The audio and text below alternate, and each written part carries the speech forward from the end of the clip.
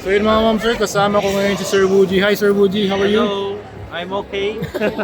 Dito tayo ngayon sa Toycon, day 1. Kumusta? Okay naman. Ano mga binibenta mo sir? Ito yung mga art toy na binibenta ko pala. Yeah. Anong pangalan to sir? Ganda nito. Pangalan nito, Wiki. Wiki na RX inspired. Art inspired. Saan siya gawa sir? Sa resin. Tapos completely handmade to. Ako rin yung nag-sculpt. Ako Scratch, rin ikaw din. nag-paint. Wow.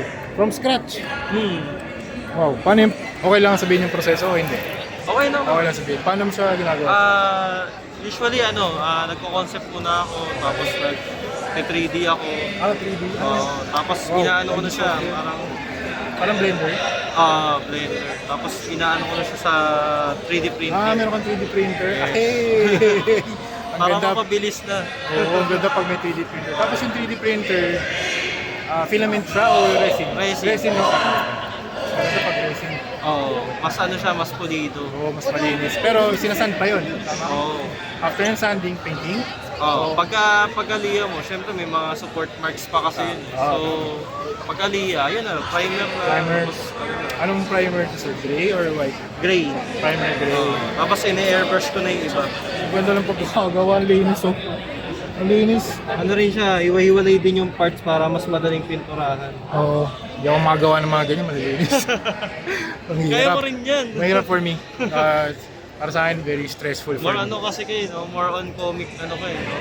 Style. Parang ito yung mas nag-resonate ako sa gantong style. Kaya sabi ko ay sir, ito yung mga natitripan ko. Yan, yung mga ganyan. Pero yung sobrang clean, iba yung discipline na sobrang clean finish. Kaya Dapat mahaba pa rin. So, salute kay Sir Wooji Toys. Sir, promote mo yung page mo.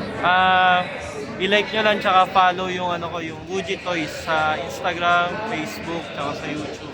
TikTok ba yun? Yun, dami ng page. Wooji Toys lahat mo. Ayan, mga ma'am sir, Wooji Toys.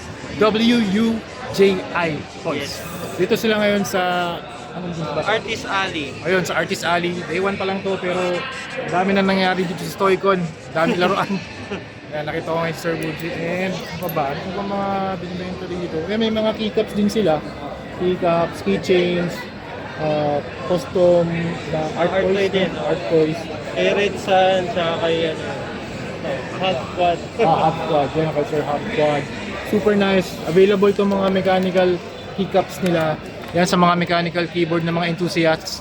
Meron silang mga artisan keycaps dito for 500 pesos only. So meron kang mga Deadpool, X-Force, red and black color.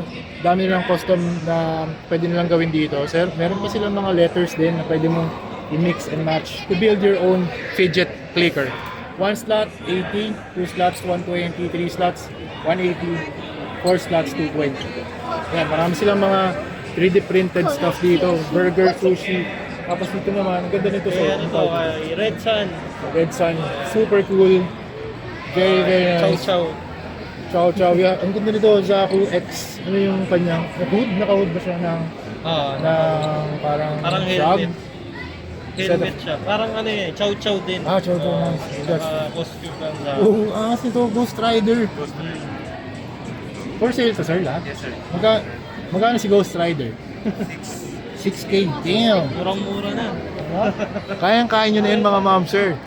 Tsaka Mandalorian na Chow Chow. Look at that. Very nice.